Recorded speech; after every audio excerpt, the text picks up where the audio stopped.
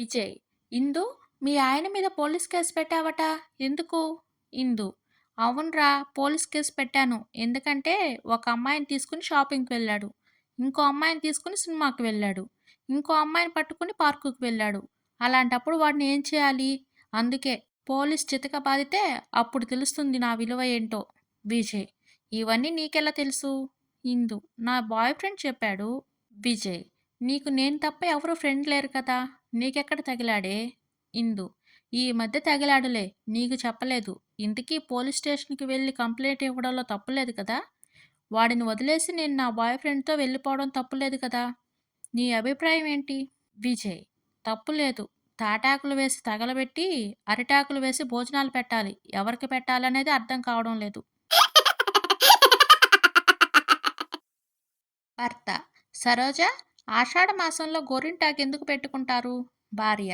ఆషాఢ మాసంలో గోరింటాకు పెట్టుకుంటే, ఆ పెట్టుకున్న గోరింటాకు ఎర్రగా పండితే మంచి మొగుడు వస్తాడని మా ఆడవాళ్ళు పెట్టుకుంటారు.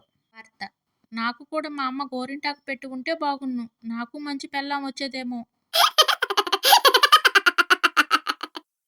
భర్త. ఏమోయ్, మన అప్పారావు లేడు?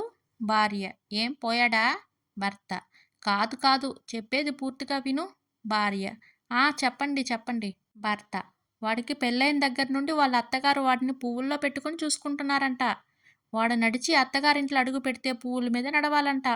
వాడు పడుకుంటేను అంటే బెడ్ పైన ఏంటి, బెడ్ పైన పువ్వులు వర్షం కురుస్తుందంట. అది అల్లుడిని చూసుకునే లెక్క. ఇంకా మీ బాబున్నాడెందుకు? అల్లుడిని ఎలా చూసుకోవాలో తెలీదు. భార్య. ఇంత చిన్న విషయానికి ఎందుకంత పరేషాన్ అవుతున్నావు? అప్పారావు. అత్తగారు పువ్వులు బిజినెస్ చేస్తున్నారు కాబట్టి అల్లుడిని పువ్వుల మీద పడుకోబెడుతున్నారు. మా నాన్న ఎండుమిర్చి బిజినెస్ చేస్తున్నారు. మీరు పడుకుంటాను అంటే ఏంటి? బెడ్ మీద ఎండుమిర్చి అలా అలా పరిచేస్తాం. ఏమంటారు?